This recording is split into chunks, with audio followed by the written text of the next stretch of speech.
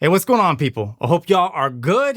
Today, we're taking a look at what I believe is the ultimate accessory for anyone looking to get the most out of their smartphone's camera, especially if you're a solo creator looking to get the most dynamic shots possible with the smallest amount of gear. Many of you might have already seen this gimbal pop up in your feed since so many great creators have covered it already, which might make you think that it's overhyped. It's not. If you know me, then you know I'm a huge supporter of Hohem, and I've been using their stuff now for years. They make high quality and affordable gimbals that honestly have never let me down. The Hohem M7 is easily the best gimbal that they've ever made, but it's arguably the best smartphone camera accessory you can currently buy. Let me show you why. Let's say I want to film myself using the main camera on my iPhone 16 Pro Max. In order to do this, one of three things would need to happen. I would either need someone's help, I would require an Apple Watch or some type of separate device for wireless monitoring, or I would need a mirror to reflect my phone screen in order to make sure that I'm framed correctly. That's not the case with the Hohem M7. Like with most Hohem's recent gimbals, the M7 comes with an AI tracking module that doubles as a bicolor RGB light that attaches to the gimbal through pins and magnets. This time, however, it's a little bit more secure because there's these two buttons that you have to press in order to release it. But that's not all. This thing has been completely redesigned. In fact, this is a completely new AI sensor. It's now smarter with higher resolution for better tracking capabilities versus previous iterations. The new AI module works in tandem with the upgraded controls on the M7. If you look on the back of the gimbal, you'll notice that it now features a 1.4-inch OLED touchscreen. This is used to navigate the various pages. On these pages, you'll find different menus and settings, as well as parameters that you can adjust for the gimbal. What makes this control unit special is when swiping to the far left page. This is a wireless live view of the AI module. This remote can completely detach from the gimbal, giving me a wireless control unit with live view that's usable up to 10 meters. This fixes the issue of needing an extra person or additional gear to film yourself. All you need to do is connect the gimbal to your phone using Bluetooth and match the framing of the AI sensor to what the camera sees. To do that, first frame up your shot using your phone's display. Now pull up the live view of the AI sensor. You'll immediately notice how much wider the camera is on the AI module, pending that you're using the main sensor on your smartphone and not the ultra wide. That's okay, we can adapt to it. Now, if you notice the framing on the AI sensor is way off and it's not matching what your phone is seeing, hold down the button on the right side of the gimbal remote until a red box appears around the live view feed. Now use the joystick to adjust the field of view of the AI camera to compensate for the framing.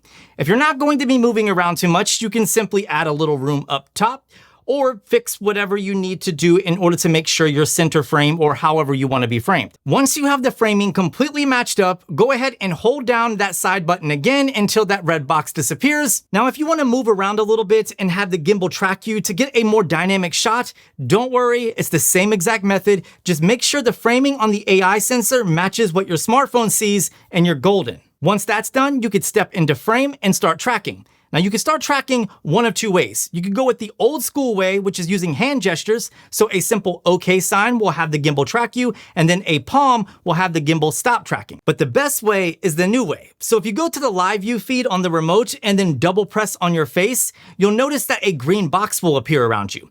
That means the gimbal is now tracking. So you can move around and you'll see that the gimbal will follow you accordingly. You could also draw a box around your face or your full body. You'll see a red box appear at first, but then all you have to do is press that side button on the side of the remote and that red box will turn green and now it's tracking you. Now here's a couple pro tips.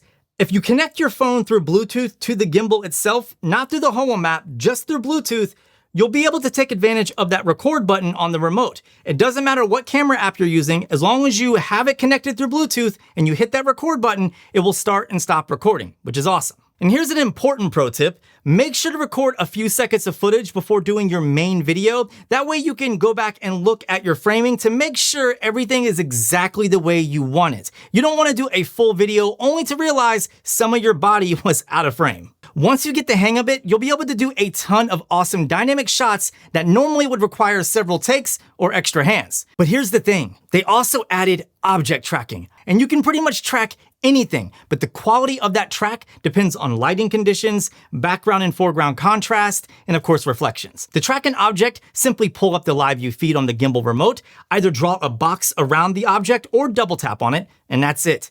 You can stop tracking by pressing the side button. Pretty much it's exactly the same process as tracking yourself using the remote. If you notice that the gimbal isn't tracking you or the object smoothly, you can adjust the motor strength if you have a heavier smartphone rig or adjust the follow speed. The new AI module and wireless remotes are definitely the major selling points of the M7, but there are several other useful features that haven't gotten a lot of love, so let's talk about those now. First off, it's extendable. And when I say extendable, I mean it's extendable. This thing is a tripod on its own, and there's a lot of benefits that come with this design. First off, if you're recording with the front-facing camera and you want to get more in the shot, having an extension like this allows you to hold the gimbal out further to get more of you or more people in the shot without having to switch over to the ultra-wide on the back. That way you can see yourself. Also, if you put a quick release plate on the bottom of the gimbal and then attach that to a ball head or a fluid head and then tilt that head all the way forward, you're able to get top-down shots in a more natural way, and it looks great. This design also means you can carry less gear with you, so if you don't want to bring a tripod, you don't have to.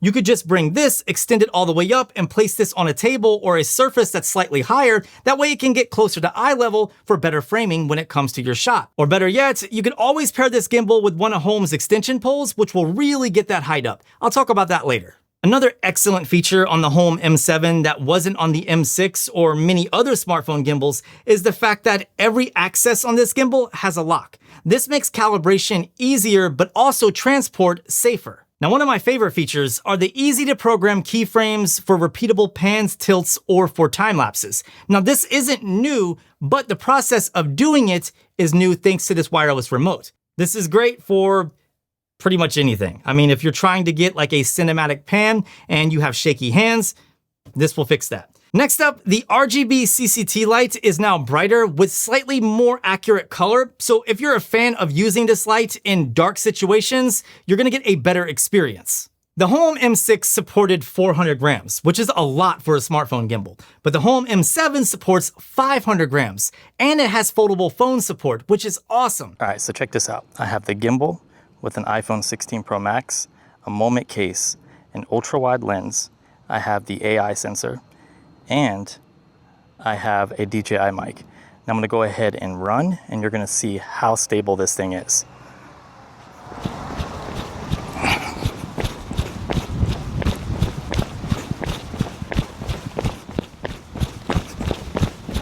Now, because of that higher payload, Hohem did have to revamp the motors on this gimbal, so this is using their 9.0 stabilization system. I've been able to get stable footage using a Moment ultra-wide lens with an iPhone 16 Pro Max and a case, of course, and the motors keep up. They don't give out. Finally, there's a few accessories that Hohem recently released that work great with the M7. This includes the side handle, which really makes this gimbal feel like a gimbal, and it has some cold shoes on it that allow me to attach my microphone or other accessories if I want.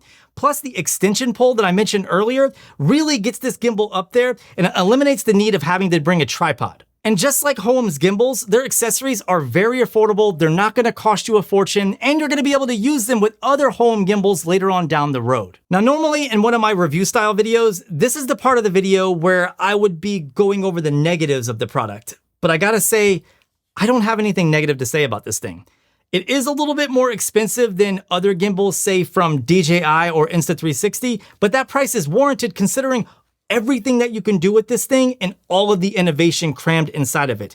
This will be the last smartphone gimbal that you need for a long time, I promise you, especially with that 500 gram payload. I really hope you enjoyed this video. If you did, please consider giving it a thumbs up, subscribe for more videos just like this, and I'll see you beautiful people in the next one.